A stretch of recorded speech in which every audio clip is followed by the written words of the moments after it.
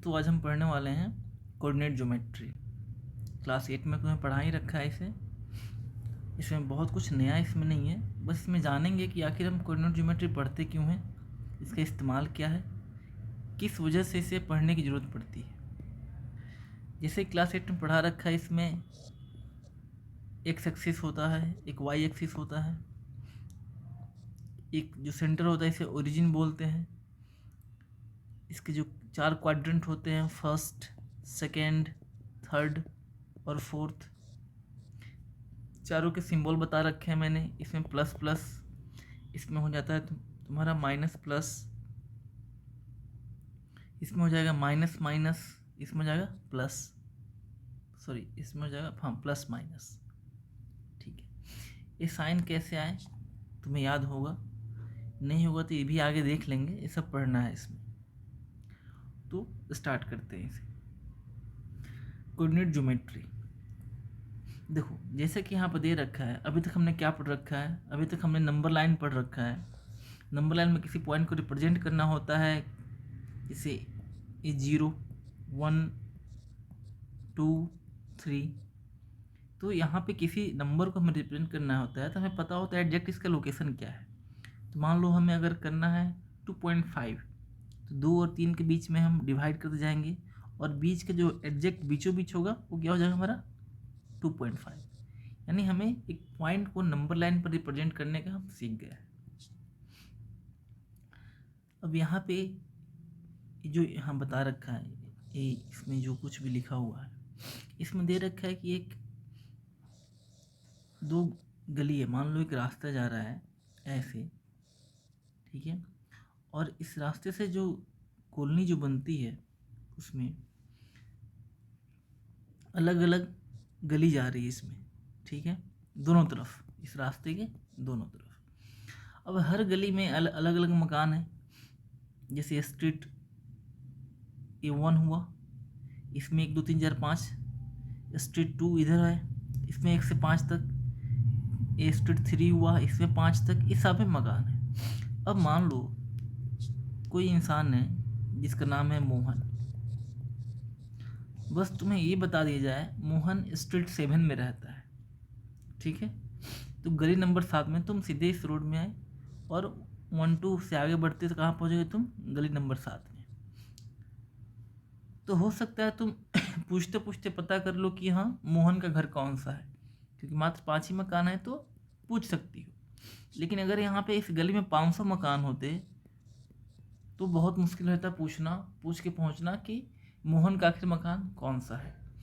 लेकिन अगर मैं बोल दूँ कि मोहन गली नंबर 7 में हाउस नंबर 4 में रहता है, तो तुम सीधे गली नंबर 7 पहुँचे स्ट्रीट 7 में और हाउस नंबर 4 में पहुँच गए, तुम एग्जैक्ट उस लोकेशन में पहुँच गए जहाँ पे मोहन रहता है। यानी कि तुम्हें भागदौड़ करने की जरूरत पड़ी ही नहीं। तो ये क्या हुआ, ये एक परफेक्ट एड्रेस हुआ उस जगह पहुँचने का, पोजीशन पता करने का। वैसे ही जैसे अगर हम बात करते हैं, इसमें तुम देख रही होगी ये सब नंबर दे रखा है, मात्र 2 जगह लोकेट कर रखा है, एक P और एक H।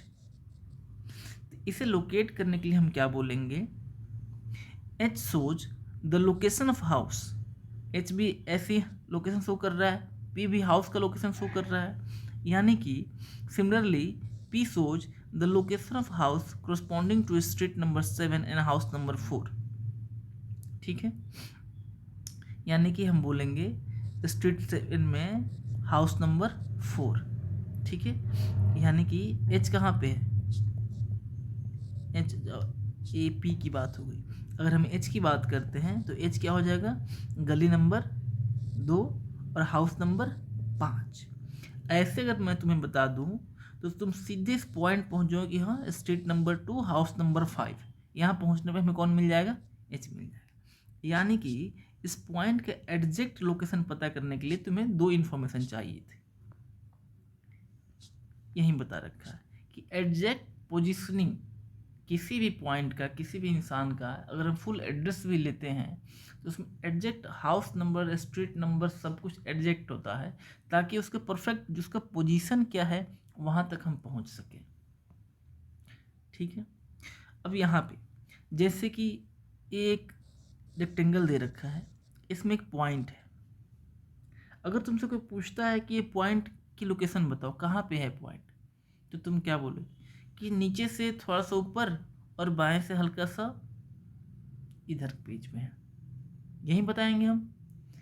किसी भी चीज़ के रेफरेंस तो लेंगे ही। अगर यहाँ पे तुम खड़ी हो, यहाँ पे कोई और खड़ा है और यहाँ पे एक पेड़ है, मैं इसकी लोकेशन पूछूं कि इस बी की लोकेशन क्या है, तो क्या बोलूँगी कि मान लो ए और ए सी हो गए, तो ए और सी के बीच में क्या हो गया, बी हो गया, यानी ए के राइट और सी के लेफ्ट में। वैसे ही हमें इन दोनों लाइन के रिस्पेक्ट में इसकी लोकेशन बतानी होगी, या फिर हम एग्जैक्ट इस पोजीशन के बारे में बताएं तो क्या बोलेंगे कि नीचे से यहाँ से 5 सेंटीमीटर लेफ्ट है, राइट है सॉरी, और जो कि नीचे से कितना 9 सेंटीमीटर ऊंचा है। तो एग्जैक्ट हम लोकेशन बताते हैं इसकी 2 पॉइंट से। तुम आगे चलोगे तो पढ़ोगे लैटिट्यूड लॉन्गिट्यूड क्या होता है, वो भी एक परफेक्ट पोजिशनिंग बताने के लिए, पोजीशन बताने के लिए इस्तेमाल करते हैं हम लॉन्गिट्यूड लैटिट्यूड का। वैसे ही यहाँ पे हमें 2 लाइन से रेफरेंस लेके, एक नीचे की लाइन से और एक लेफ्ट की लाइन से रेफरेंस लेके हमने बताया कि यहाँ पे एग्जैक्ट बिंदु है, जो कि मान लो इसका नाम लेते हैं ABCD। AB से 9 सेंटीमीटर और AD से 5 सेंटीमीटर राइट साइड। तो AD से 5 सेंटीमीटर राइट तो गए यहाँ पे, लेकिन कहाँ पे, तो जहाँ पे हम AB से 9 सेंटीमीटर की ऊंचाई पे हैं। ठीक है, ये हुआ हमारा एग्जैक्ट लोकेशन या पोजीशन बताने का। और इसीलिए हम इस कोऑर्डिनेट ज्योमेट्री की पढ़ाई करते हैं, ताकि तुम देखा हो तुमने एक्स एक्सिस, ये हुआ तुम्हारा एक्स एक्सिस, ये हो तुम्हारा वाई एक्सिस।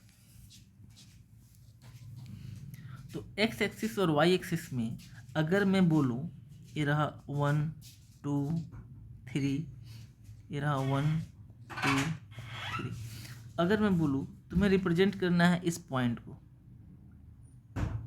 ये पॉइंट कहाँ है, तो तुम क्या बोलोगे, इस पॉइंट का लोकेशन यानी कि एक्स एक्सिस पे कहाँ 3 और वाई एक्सिस पे 2।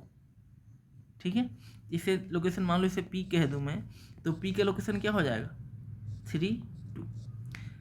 जैसा कि पहले ही बताया, हमेशा हम एक्स एक्सिस वाले कोऑर्डिनेट को पहले लिखते हैं और वाई एक्सिस वाले को बाद में लिखते हैं।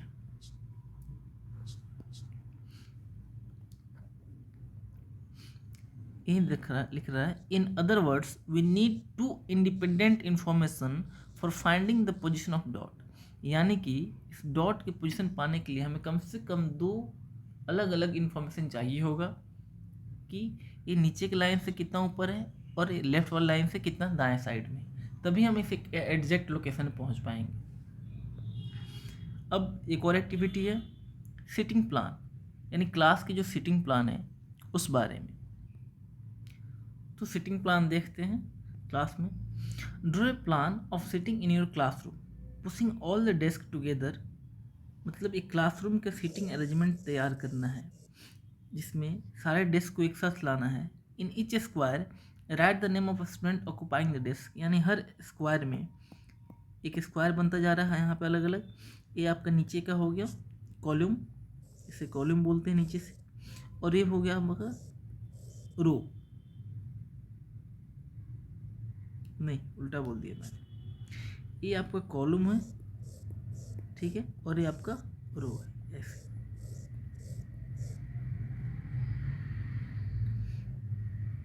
ठीक है,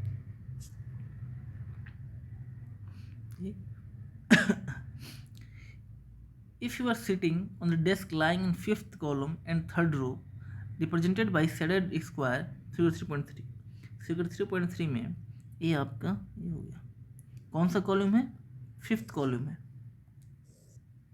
1 2 3 4 5 5th कॉलम है, और रो कौन सा है 3rd रो है। तो इसे हम रिप्रेजेंट कैसे करेंगे, मान लो यहाँ पे सीता बैठी है, ठीक है सीता, तो हम लिखेंगे 3, यानी कि 5th कॉलम और 3rd रो, ठीक है। Your position could be written as 5-3, जैसे कि मैंने बताया कि आपकी पोजीशन ऐसे रिप्रेजेंट की जाएगी। First writing the column number then the row number, यानी पहले कॉलम का नंबर लिखेंगे हम, फिर किसमें, रो का नंबर लिखेंगे। Is this the same as 3-5, क्या जो 5-3 लिख रखा है ये सेम है 3-5 के? बिल्कुल भी नहीं, क्योंकि रिप्रेजेंट करने में हम सबसे पहले क्या लिखते हैं, कॉलम नंबर फिर रो नंबर, ये सीधे उल्टा हो जाएगा। यानी कि यहाँ पे बात हो रही है 3rd कॉलम में और 5th रो में, यानी इस पोजीशन की बात हो रही है, लेकिन ये 5-3 इस पोजीशन की बात हो रही है, तो दोनों में बहुत डिफरेंस है। यानी कि जैसे हम रिप्रेजेंट करते हैं, जैसे कि तुमने एक्स और वाई में भी देख रखा हो, बार बार मैं ये बोलता हूँ कि सबसे पहले क्या लिखते हैं, एक्स को, फिर लिखते हैं वाई को, यानी कि ऐसे हॉरिजॉन्टल फिर वर्टिकल, ठीक है।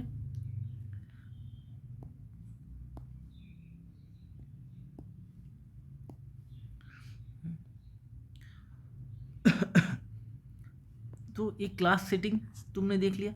ऑल ओवर यहाँ पे बस इतना ही दिखाना चाह रहा है कि हम कोऑर्डिनेट ज्योमेट्री को पढ़ते हैं क्यों है।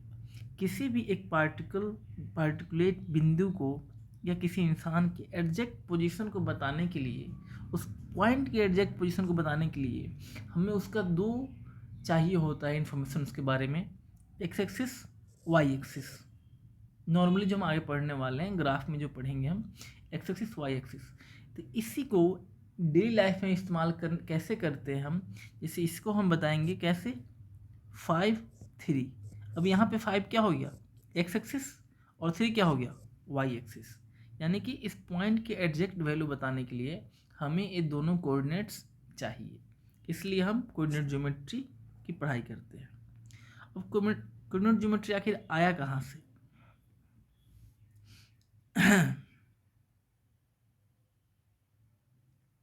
यही जैसा कि मैंने बोला, in the discussion above you observe that position of any object lying in a plane can be represented with the help of two perpendicular lines। यानी कि किसी भी प्लेन में कोई पॉइंट है, उसको उसकी पोजीशन बताने के लिए हमें दो परपेंडिकुलर लाइन की जरूरत पड़ती है। दो परपेंडिकुलर लाइन कौन से, वाई एक्सिस एक्स एक्सिस, एक दूसरे पर परपेंडिकुलर है, तो इन्हीं दोनों लाइन की जरूरत पड़ती है हमें। In case of dot we require distance of dot from bottom line as well as from the left edge of the paper। मान लो एक पेपर है, जैसे कि ऊपर देखा, इसमें क्या था, ये बॉटम लाइन से कहाँ पे है इसकी पोजीशनिंग, और इस लेफ्ट लाइन से पोजीशनिंग कहाँ पे है, इस हिसाब से हम बताएंगे कि इसकी एग्जैक्ट पोजीशन कहाँ है उस पेपर में। In this case of sitting plan, जैसे कि सिटिंग प्लान हमने देखा ऊपर अभी, we require the number of column and that of row। हमें कॉलम का भी नंबर चाहिए कितना है और रो का भी नंबर चाहिए कितना है। This simple idea has far reaching consequences and has given rise a very important branch of mathematics known as coordinate geometry। और यहीं से इन्हीं सब ज़रूरतों की वजह से हमें कोऑर्डिनेट ज्योमेट्री पढ़ने की ज़रूरत पड़ी। In this chapter we aim to introduce some basic concepts of coordinate geometry। अब जैसे कि इस चैप्टर में हम पढ़ेंगे, अब ये कोऑर्डिनेट ज्योमेट्री कॉन्सेप्ट आया कहाँ से, तो ये इसको डेवलप किया एक फ्रेंच फिलोसफर ने एंड मैथमेटिशियन, फिलोसफर भी थे मैथमेटिशियन भी थे, रेने डिस्कार्टिस। ठीक है, नाम भी बहुत सुंदर है और शक्ल तुम्हें दिख ही रहा है। तो रेने डिस्कार्टिस एक फ्रेंच फिलोसफर थे, मैथमेटिशियन थे, इन्होंने इस कॉन्सेप्ट का डेवलप किया कोऑर्डिनेट ज्योमेट्री का। इनके बारे में दे रखा है, René Descartes the great French mathematician of the 17th century, कब के थे, 17वीं शताब्दी के। Like to lie in bed and think, इन्हें पसंद क्या था कि बेड पे पड़े रहो और सोचते रहो। एक दिन इन्होंने बेड पर रेस्ट करते हुए एक प्रॉब्लम सॉल्व किया कि एग्जैक्ट पोजीशन कैसे बता सकते हैं हम किसी प्लेन पे। His method was development of the older idea of latitude and longitude, यानी कि लैटिट्यूड और लॉन्गिट्यूड का जो आइडिया था उसी पे इनका आइडिया बेस्ड है। इन ऑनर ऑफ डिस्कार्टिस, जैसे तुम ज्योग्राफी पढ़ती होगी तो वहाँ पे एक लैटिट्यूड लॉन्गिट्यूड होता है, ठीक है, आगे मैं बताऊंगा तुम्हें। जैसे कि एक ये अर्थ हो गया अपना, तो ये जो भी लाइन है ये लॉन्गिट्यूड है, और ये जो लाइन जाती है इसको अगर बड़े तरीके से बताऊं मैं, ये अर्थ, इस पे दो तरीके की लाइन है, इमेजिनरी लाइन। ये ऊपर से नीचे जो जाती है ये हो गया आपका लॉन्गिट्यूड, और जो नीचे से जाती है ये हो गया लैटिट्यूड।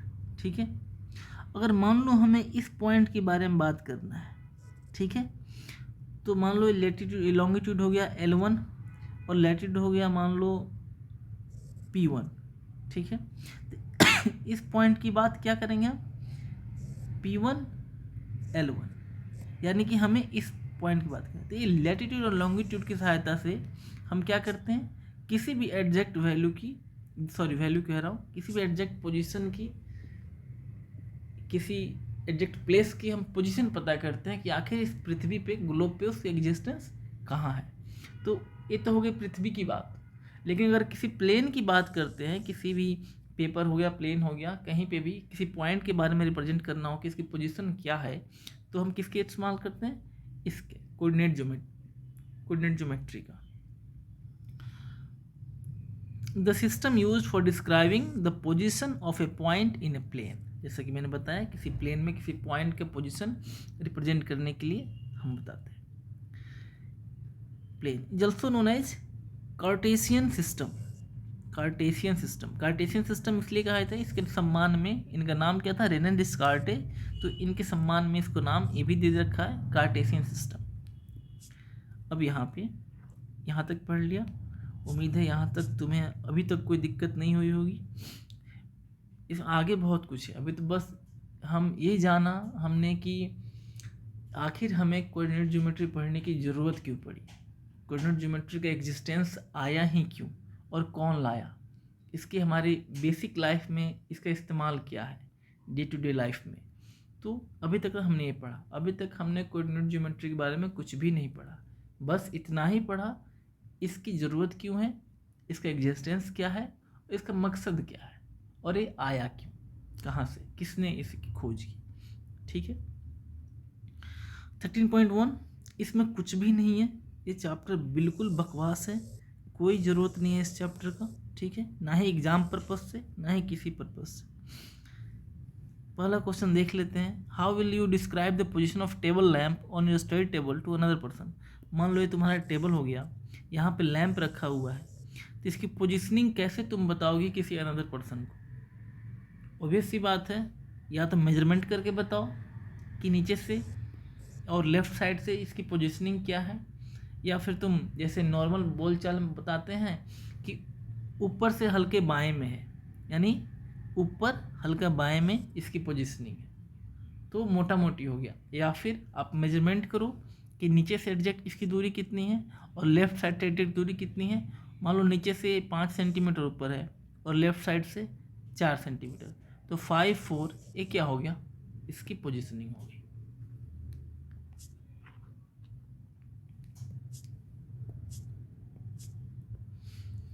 अब आते हैं मेन पढ़ाई वाले मुद्दे पे, यहाँ से तुम्हारी स्टार्ट होती है कार्टेशियन सिस्टम। कोऑर्डिनेट ज्योमेट्री को हम यही बोलते हैं, कार्टेशियन सिस्टम। अब देखो, you have studied the number line in chapter 1 number system. हमने नंबर सिस्टम में नंबर लाइन पढ़ रखा है। On the number line distance from fix point are marked in equal units positively in one direction and negatively in other.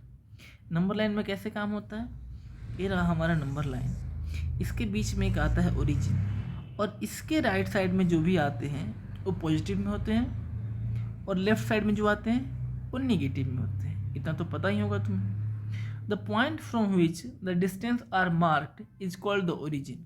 जैसे कि मैंने बताया कि वह पॉइंट जहाँ से हम निर्धारण करते हैं कि राइट और लेफ्ट क्या होगा, उसे हम क्या बोलते हैं, ओरिजिन बोलते हैं। We use the number line to represent the numbers by marking point on line at each equal distance। यानी कि हम एक नंबर लाइन पे, ये रहा 0 1 2 3 -1 -2 -3, ये हमने जो मार्क किया है ये ओरिजिन से, जैसे कि देख सकते हो राइट में क्या है पॉजिटिव, लेफ्ट में क्या है निगेटिव। तो जो भी हमने पॉइंट जो मार्क किया है, ये जो पोजीशन बता रखा है हमने, वो बिल्कुल इक्वल डिस्टेंस है, यानी कि 0 से लेके 1 के बीच की जो दूरी है एग्जैक्ट वही दूरी है 1 से लेके 2 के बीच में, यानी कि इक्वल यूनिट है। 0 से लेके -1 के बीच की दूरी है, एग्जैक्ट वही दूरी है 0 से लेके 1 के बीच में, यानी हर दो बिंदु, हर दो पॉइंट जिसको हम यहाँ पर रिप्रेजेंट कर रहे हैं उनके बीच की दूरी एग्जैक्ट सेम है, equal distance, line at equal distances. If 1 unit distance represents the number 1, then 3 units distance represent the number 3. यानी कि अगर 1 यूनिट यहाँ से 0 से लेके 1 तक का 1 यूनिट रिप्रेजेंट करता है डिस्टेंस 1, अगर इसे किलोमीटर में बात करें तो मान लो यहाँ से यहाँ तक हो गया 1 किलोमीटर, यहाँ से हो गया 2 किलोमीटर, यहाँ से हो गया 3 किलोमीटर।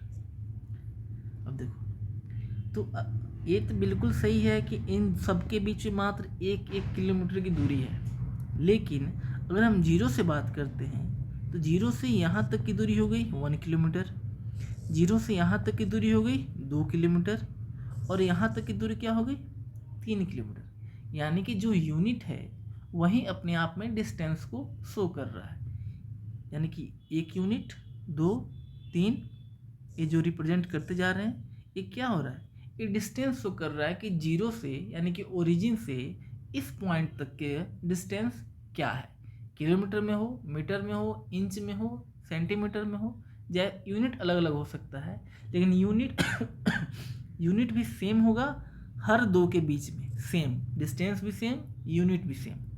तो और ओरिजिन से सबका जो यूनिट है जैसे 1 2 3 ये रिप्रेजेंट क्या कर रहा है कि ओरिजिन से इस पॉइंट की दूरी कितनी है, यानी कि 0 से अगर हम 2 किलोमीटर राइट साइड में चलेंगे तो हम इस पॉइंट पहुंचेंगे, और 0 से 2 किलोमीटर अगर लेफ्ट साइड में चलेंगे तो हम इस पॉइंट पहुंचेंगे।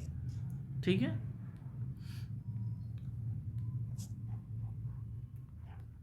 तो अभी तक हमने पढ़ रखा है नंबर सिस्टम में। The point in the positive direction are distance r from the origin represent the number r। मतलब कि जैसे कि इस 0 से राइट साइड चल रहे हैं तो 1 2 3 4 5, तो यहाँ से यहाँ 1 क्या रिप्रेजेंट किया, यहाँ से 1 किलोमीटर, 2 किलोमीटर, ऐसे ही चलते जाएंगे और किसी पॉइंट पे अगर r आ गया, इसका मतलब ये हुआ कि 0 से लेके यहाँ तक की दूरी क्या है r kilometre. The point in the negative direction r from the origin represents -r। अब वहीं से यहाँ भी चल जाएंगे और कोई -r कोई जगह आ गया, यानी 0 से लेके -r के बीच में दूरी कितनी है, उतना ही r किलोमीटर, क्योंकि लेफ्ट साइड में है इसलिए माइनस में रिप्रेजेंट करेंगे, लेकिन दूरी तो माइनस में नहीं होती है, तो इतना तो हमें चल के जाना पड़ेगा। Locations of different number of the number line are shown 3.5। यही 3.5 में डिफरेंट अलग अलग लोकेशन बता रखा है, जैसे कि मैंने बताया, जैसे यहाँ पे दिख रखा है 1 यूनिट डिस्टेंस, यानी इन दोनों के बीच में कितनी डिस्टेंस है 1 यूनिट की, और सेम यहाँ भी हर दो के बीच में डिस्टेंस कितनी है 1 यूनिट की, जो भी यूनिट ले लो तुम।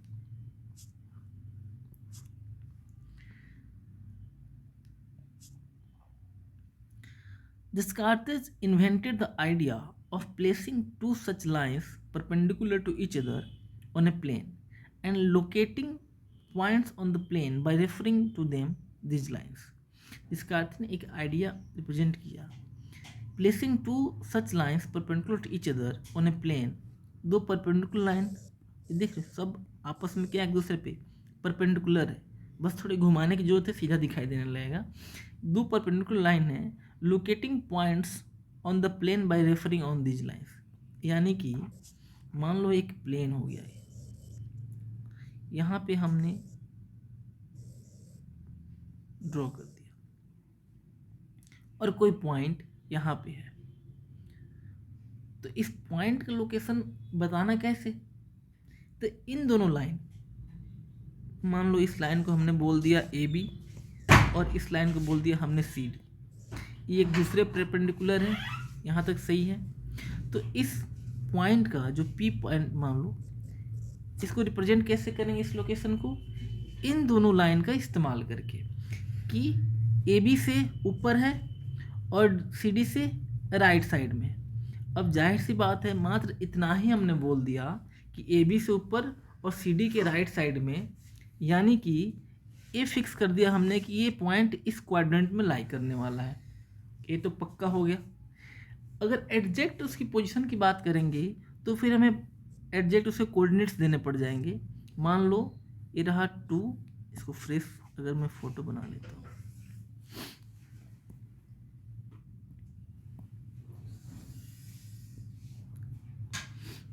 जिससे कि मान लो ये रहा तुम्हारा, एक प्लेन हो गया, ठीक है।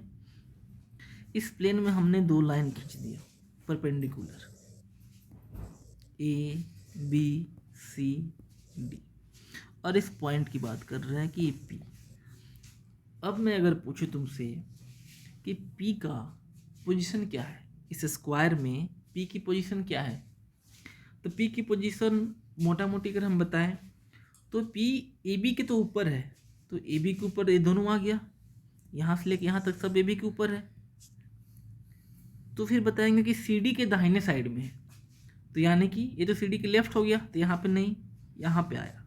तो हमने क्या फिक्स कर दिया, एक क्वाड्रेंट ये फिक्स कर दिया कि पी इस क्वाड्रेंट में है, यानी कि 3 क्वाड्रेंट की अब हमें कोई ज़रूरत नहीं है, इसकी ज़रूरत है।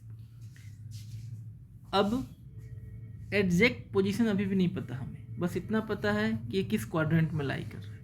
अगर हमें पी की एग्जैक्ट पोजीशन बतानी है तो यहाँ मान लो ये ओरिजिन हो गया 1 2 3, ये 1 2 3, तो पी कहाँ दिख रहा हमें, लगभग 3, और यहाँ भी 3, तो ये 3 क्या हो गया, हम पहले x को लिखेंगे फिर y को, यहाँ हालांकि दोनों सेम है, तो p की रिप्रेजेंटेशन क्या हो जाएगी, p की पोजीशन क्या हो जाएगी 3 3, यानी कि p एग्जैक्ट लाई कहाँ कर रहा है, जहाँ पे x एक्सिस का 3rd यूनिट है और y एक्सिस का 3rd यूनिट है। तो ये हो गया इस स्क्वायर में इसका एग्जैक्ट पोजीशन। पर इसकी पोजीशन को हमने बताया कैसे, तो इन 2 परपेंडिकुलर लाइन का इस्तेमाल करके, ए बी और सी डी का इस्तेमाल करके। यही कॉन्सेप्ट दिया किसने है, किसने लाया, किसने, तो डिस्कार्टे ने यही कॉन्सेप्ट लिया कि 2 परपेंडिकुलर लाइन का इस्तेमाल करके किसी प्लेन में किसी पॉइंट की एग्जैक्ट वैल्यू बताना, ये उन्होंने ही इसका खोज किया है।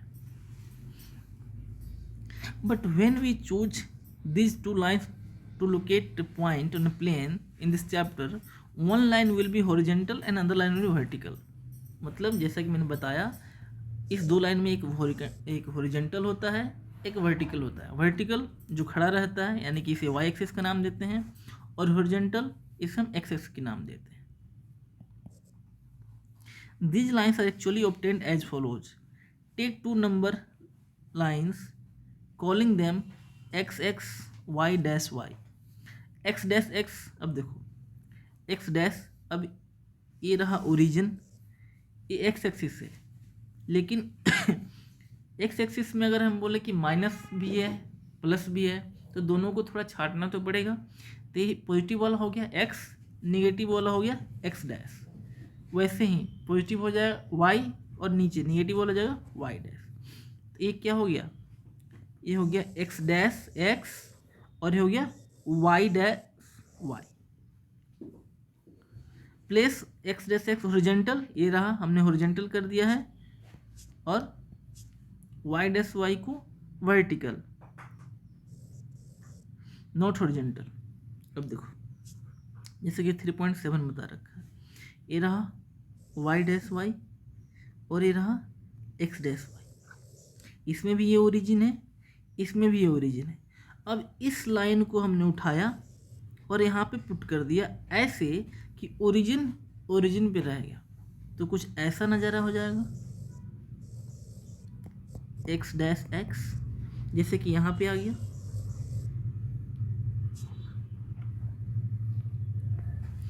combine both lines in such a way that two lines cross each other at their zeros or origins। जैसे कि मैंने बताया कि दोनों को उठा के मिला देना है और इस तरीके से मिलाना है।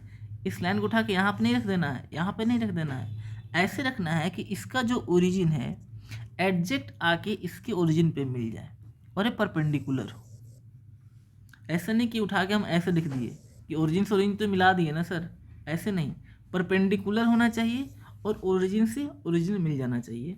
तो कुछ ऐसा होगा, ऐसा। The horizontal line x dash x, यानी कि इसकी बात की जा रही है, इज कॉल्ड एक्स एक्सिस, इसको हम क्या बोलेंगे, X axis. And vertical line Y and Y dash, Y and Y dash, इसे क्या बोलेंगे हम, वाई एक्सिस। ये पता है हमें। The point where X dash X and Y dash X cross is called the origin. जहाँ पे ये दोनों लाइन एक दूसरे को कट करती है उसे क्या बोलते हैं, ओरिजिन बोलते हैं। And is denoted by O, और किससे डिनोट की जाती है, ओ कह लो, जीरो कह लो, जैसे भी कह लो, क्योंकि नंबर यहाँ से स्टार्ट हो रहा है 0 1 2 3 4 5 6, 0 1 2 3 4, 0 से माइनस, ठीक है। तो इससे हम डिनोट करते हैं। Since the positive numbers lie on the direction O X and O Y, यानी कि ओ एक्स में क्या होगा, पॉजिटिव नंबर होंगे, और वाई ओ वाई में भी पॉजिटिव नंबर होंगे, और नेगेटिव कहाँ होगा, ओ एक्स डैश में और ओ वाई डैश में। Similarly O X dash and O Y dash are called negative director. अब जो पॉजिटिव होंगे उन्हें हम बोलेंगे पॉजिटिव डायरेक्शंस, यानी कि O X and O Y. And इसी प्रकार O X dash O Y dash जो निगेटिव वैल्यू कंटेन करते हैं उन्हें हम बोलेंगे निगेटिव डायरेक्शंस।